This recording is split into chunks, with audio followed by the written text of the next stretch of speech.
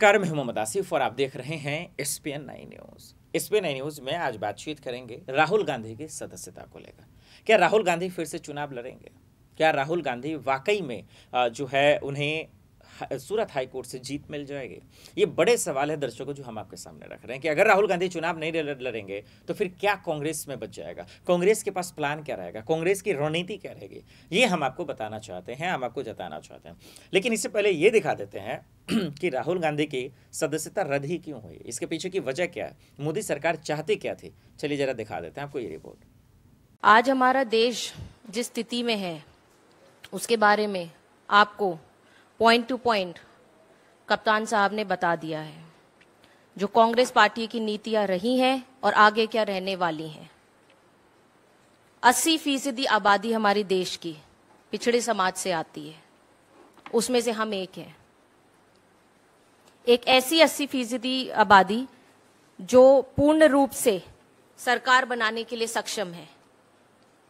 और आज जो केंद्र में बैठी सरकार बार बार हर टर्म में, चाहे वो 2014 हो, 2019 हो, अब आने वाले समय में भी जिस तरह से ओबीसी का कार्ड खेलती है,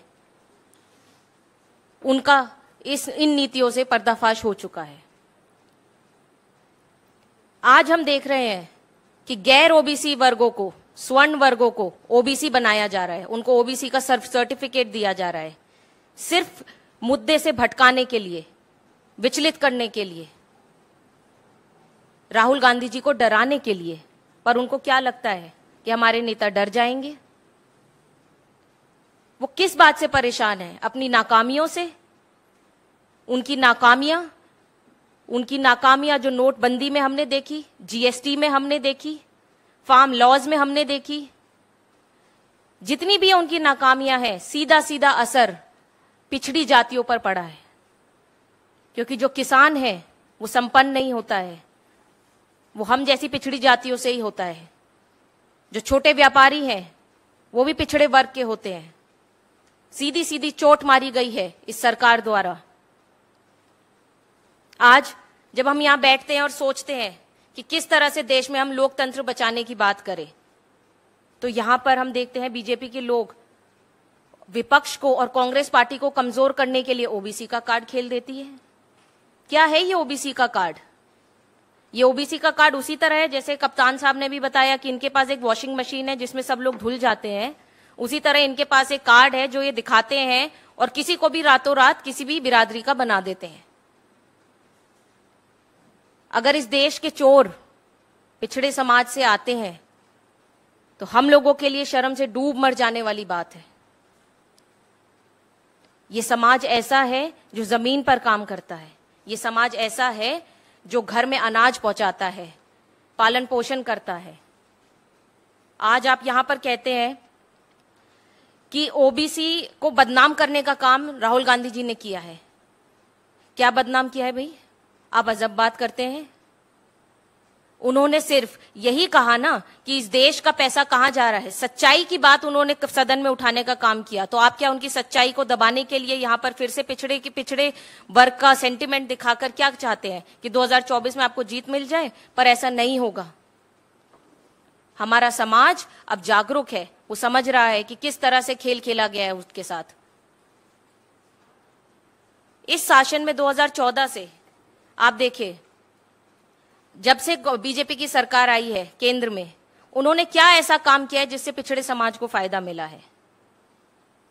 मेरे पास कुछ आंकड़े हैं जिसमें मैं बताना चाहूंगी कि 32.58 लाख भारत सरकार के कर्मचारियों में केवल 7 लाख ओबीसी हैं, केवल 7 लाख।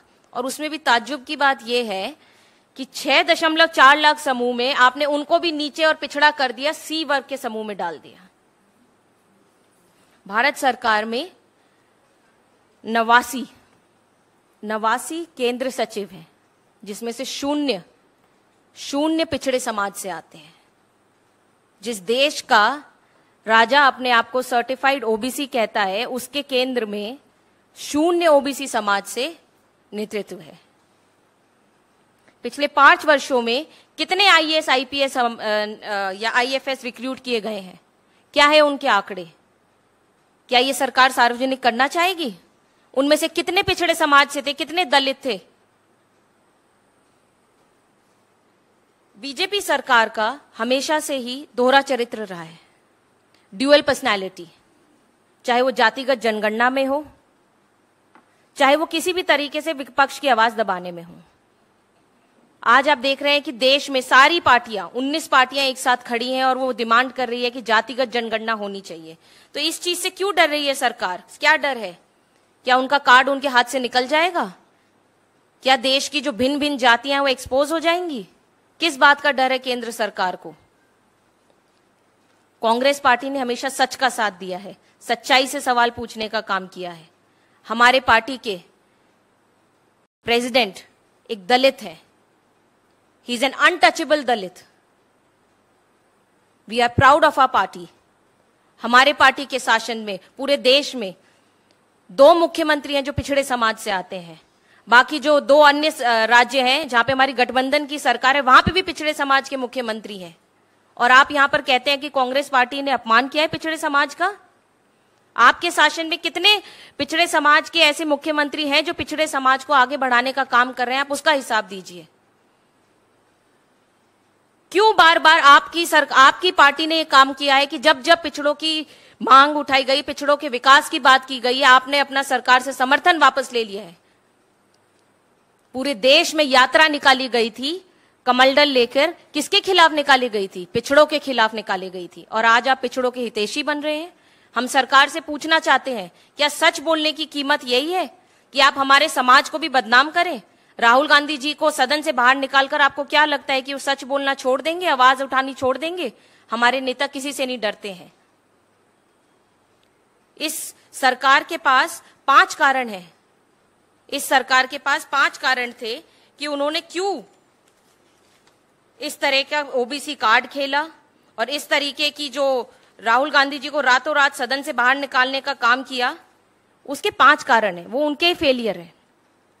जीएसटी, चीनी घुसपैठ, जिस तरह से चाइना हमारे बॉर्डर में घुसे जा रहा है, कोई उसकी बात करता तो वो राहुल गांधी जी थी और हमारी पार्टी थी।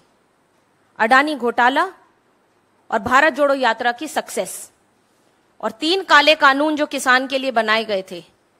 ये असली मुद्दे ये हैं, पर उसको भटकाने के लिए और भ्रमित करने के लिए यहां पर आज ओबीसी का कार्ड खेला जा रहा है और इसका हम खंडन करते हैं।